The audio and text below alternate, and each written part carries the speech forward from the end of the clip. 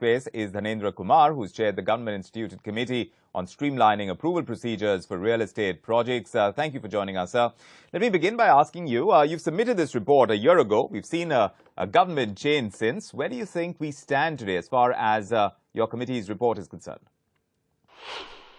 So what we have recommended in the report, it's a 6-pillar action plan. First of all, it is not known to most of the developers what are the various clearances and approvals required from the state authorities and from the central authorities. And then there is a sequential process. If you obtain an approval, the earlier approval lapses. So what we have suggested, first of all, that there should be a compendium of all the approvals needed by a developer, and this compendium should comprise of all the steps both in the states as also in the center. And then second pillar is that take a close look at what can be done away with. There are a lot of regulatory procedures, regulatory requirements which could possibly be done away with. And in this context, what we would like to draw your attention to, that globally in the advanced economies, there is a mechanism by which they do throw away some of the antiquated and outdated systems and procedures. The Prime Minister had also announced it soon after taking over, when he, while addressing the bureaucrats, suggested that he would like each one of them to identify 10 different laws and procedures and regulations which should be thrown away. In USA, in the Office of the President in White House, there is a body called OIRA, Office for Review of the Regulatory Procedures. Yes. And then in UK also there is one in and two out, and in Korea similarly. So let's do that. And then in the third pillar, what we have suggested is single window approval system, and there is a mechanism existing at the moment. The Ministry of Industry has come out under the e-biz platform, single window approval system, which has recently been in news. They have just introduced another 11 new services, and what we had recommended at that time, that this particular activity could be yet another one. And the next pillar is about the consumers. And when I was chairman of the Competition Commission, we had a close look at this, and this particular thing has been under close scrutiny of the Competition Commission, and also has been going now up to the Supreme Court, where it is pending at the moment.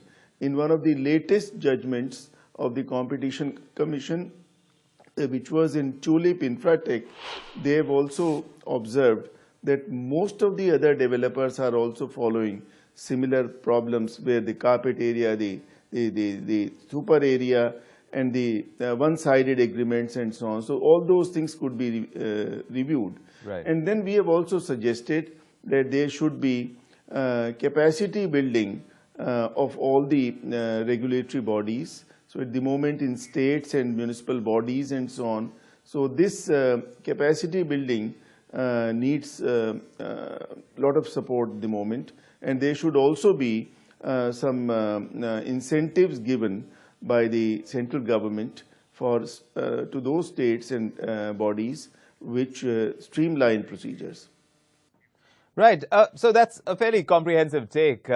But while you've outlined these recommendations, what's the big idea now that you think is going to really give a fillip to the real estate sector, what the government needs to push? Very good question. Well, first of all, I would feel that the single window approval system, which was abbreviated as SWAS, could be easily taken up. Under the e-biz program, one more services could be launched under this, which would make life easier for the developers.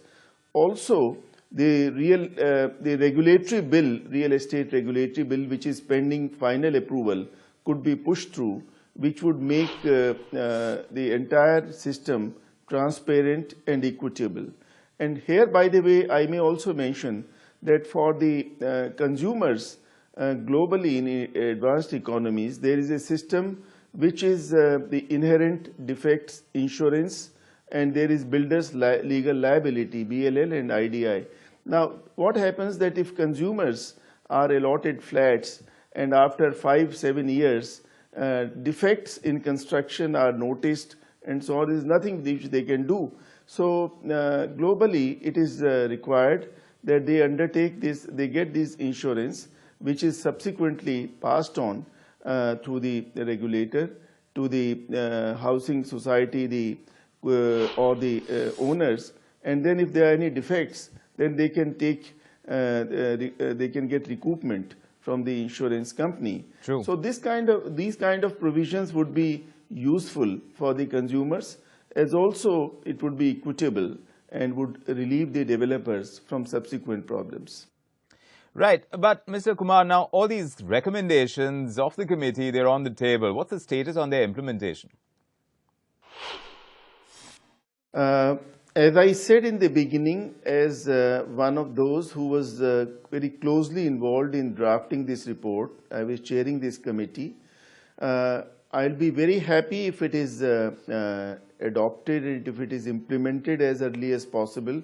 It would be equitable. It would also relieve the developers of lot of problems, which in our view is adding to the cost. Ultimately, it gets passed on to the consumer, but they are also generally on the receiving end. So if their life is made easier by cutting those regulatory rigmarole and delays, it would certainly help.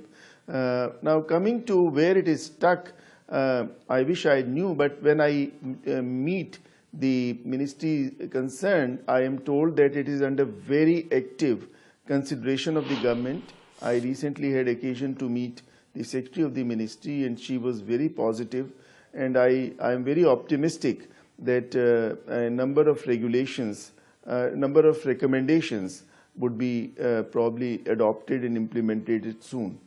We are all looking to it.